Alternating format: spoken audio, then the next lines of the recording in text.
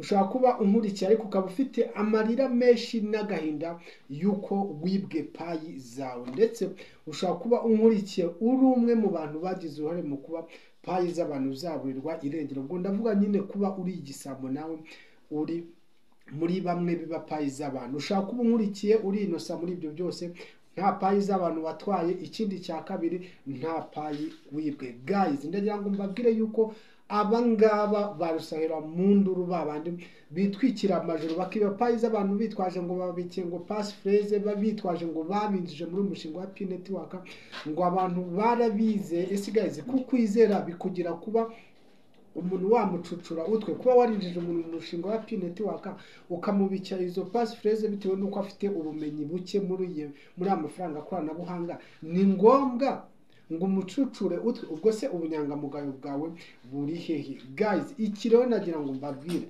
akanyu kashobotse mwabisambo mwebwe mwiba payi z'abantu mwitwaje nyine ibyo ngibyo maze kuvuga haruguru. Mumaze iminsi mubona ku mbuga za WhatsApp hasirikira iyi screenshot y'icyo bita Passki. Ni uburyo bw'umutekano uhambaye cyane muri aya mafaranga koranabuhanga. Abantu baba muri kuri Binance mwe murabizi neza cyane yuko hari ibintu udashobora gukora mu gihe utakoze icyo bita two factor authenticator, ari naho dusangamo iyi Passki, aho bagusaba fingerprint cyangwa se bakagusaba iyindi password mu rwego kugira ngo ube wabasha gukora transaction. No muri P Network rero nuko byageze mu guys. Niba aribwo bwa mbere umbonye, ngewe nitwa Habibu, ni ngewe uri murabona kuri kamera. Iyi ni Habibu Kiributo channel. Nizeye ko mwese mukurikira Habibu Kiributo mumeze neza aho muri hose mu mpande enye z'isi zitandukanye. Ikaze mu kiganiro rero. Navugaga ngo hehe no kongera kwibwa payi. Guys, ubu buryo ngira ngo muri P Network ntabwo muri systeme iyo ugiye muri wallet ntabwo ubu buryo ubusangamo, ariko bwamaze kujya muri systeme ya P Network, byamaze gusetingwa na kwa team yuko none ubu transaction zose zikorerwa kuri P Network ugomba kuba warasetinze icyo bita Passki. Ubu ni uburyo bw'umutekano uhambaye cyane, kubera yuko guys, nta muntu ushobora kukwiba payi zawe kabone no yaba afite passphrase zawe. Kera twajyaga tuvuga ngo iyo umuntu afite passphrase zawe ashobora kukwiba konte yawe akayunyuguza. Yego nibyo pe, hari abantu benshi bibwa amapayi muri ubwo buryo. Hari abantu benshi bahombye amafaranga yabo muri P Network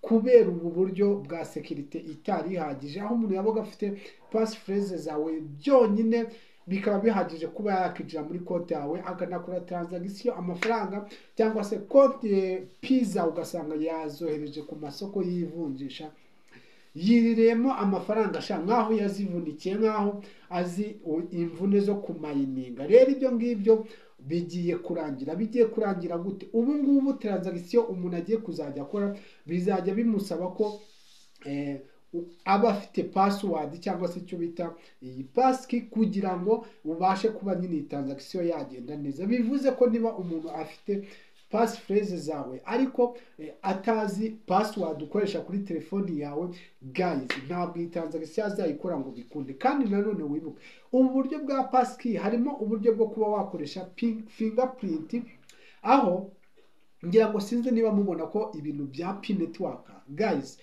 bagenda babyubaka ku buryo buri ku murongo, kandi ku buryo kimwe kiba kinjiye mu kindi.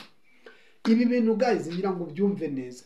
Murabizi yuko ubu kugira ngo baguhe migration, kugira ngo ubone migration nuko babanza kugusaba ko ufata za passphrase zawe ukazikonfaminga, ariko ibyo ntibihagije bagahita bakohereza kuri email. Guys, ubwo ikintu babashaka bagira ngo bahuze za passphrase zawe bazihuze na email. Nizi Passki nazo zizaba zihuye na email, ku buryo uzajya usanga muri ibi ushobora kubura kimwe ntube watakaza konte yawe. Guys, nuko ngo twabaga dufite ikibazo cyane cyane, ese umuntu igihe atakaje passphrase bigenda bite ahita akuraho. Ariko guys, ndagira ngo mbwire yuko ikibazo twibazaga cyarakemutse. Ubu ngubu kuba watakaza passphrase zawe, ntabwo igihe cyose wakoze iyi Passki ntabwo uzigera ubura account yawe, kubera yuko fingerprint zaba yemeye, password zaba yemera. Guys, kandi mubyibuke nta bantu bahuza igikumwe. Guys, nuko ngo niba umuntu afite telefoni yawe akaba afite amagambo yawe. Najya gukora transaction bazamusaba fingerprint, nta bantu bahuza fingerprint kereka n'uyimushyiraho. Bivuze ngo guys, ibisambo mwicare mushaka isuka muhinge, abandi mujye gusaba ikiyede, niba hari n'ibisambo by'abafundi birimo namwe muri bikwa guys mujye gukora, kubera yuko akanyu kashobotse ntago bizabakundira pe.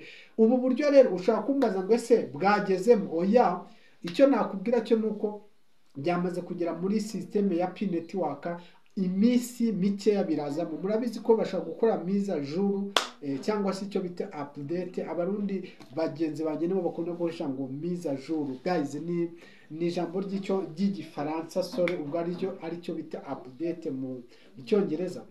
So nibakora iyi mise à jour nshyashya, dushobora guhita noneho tubibona muri wallet, noneho bakadusaba gukoresha iyi passkey nk'uko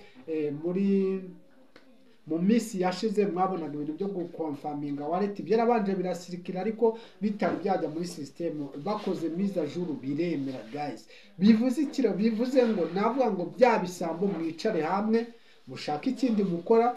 Payi mwariye mwaraziriye, izo mutariye byararangiye. Wowe wari ufite amarira menshi n'agahinda yo kuba bakuriye payi guys, humura, izo bagutwaye barazigutwaye, byararangiye, nta zindi bazongera kugutwara. Izo wibye nawe warazibye, byararangiye, nta zindi uzongera kwiba guys. Nagira ngo mbaganirize, mbabwire kuri ubu buryo bushyashya bugiye kuboneka mu mushinga wa Pi Network. Mubwire yuko guys Pi Network irimo yubaka ibintu byayo yitonze, nubwo twarambiwe, nubwo bamwe ubona baracitse intege bavuga yuko mbese ibi bintu nta kigenda, ariko guys Pi Network iri kubaka ibintu byayo, kubera yuko nko kuri Binance murabizi ni isoko rikomeye, ni isoko ryiza cyane. Umuntu wese ushaka kwinjira mu bintu bya cryptocurrency, ushaka kugura coin, ushaka gukora trading, yifashisha ubu buryo bwa Binance, kuko nibyo soko wavuga rifite umutekano uhambaye kandi ryo kwizerwa, dore ko rikurikirwa na miliyoni z'abantu.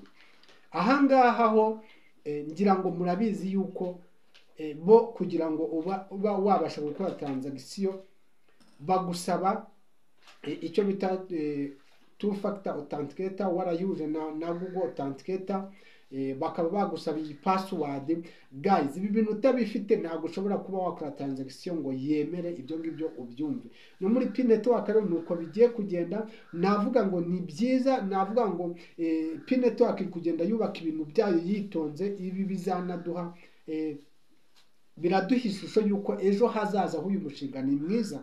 Ntabwo guys, ntabwo Pi Network yakora ikosa ryo kuba yakora OEB cyangwa se yafungura open net mainnet, ibi bintu byose bitari byakemuka. Ibaze amamiliyoni n'amamiliyoni abantu bibikiye ya payi mu mapayi yabo, umujura akaza agahita yakoraho mu masegonda, kubera yuko security ya Pi Network idahagije guys. Ibyo bintu byose bashaka kubanza kubishyira ku murongo, ubundi tukiririmbira ya ndirimbo y'amazamuka ajya numva muri bira baririmba ngo niba ari Mose wayiririmbye ntago nyizi muzi, ariko guys numva yuko turi mu mushinga mwiza. Anytime, igihe kimwe, umunsi ntazi, ibintu bizagenda neza. Wakoze kunkurikira, nitwa Habibu Crypto, ariko reba neza ko wakoze subscribe, reba neza ko wafunguye inzogera, kora like ikiganiro, sharinga ikiganiro, twandikire muri comment utubwire uko umeze nuko yumva guys, natwe turakubwira ko tumeze neza. Wakoze, tuzabone mu yindi video ikurikira. Ndabakunda, ciao ciao, nitwa Habibu.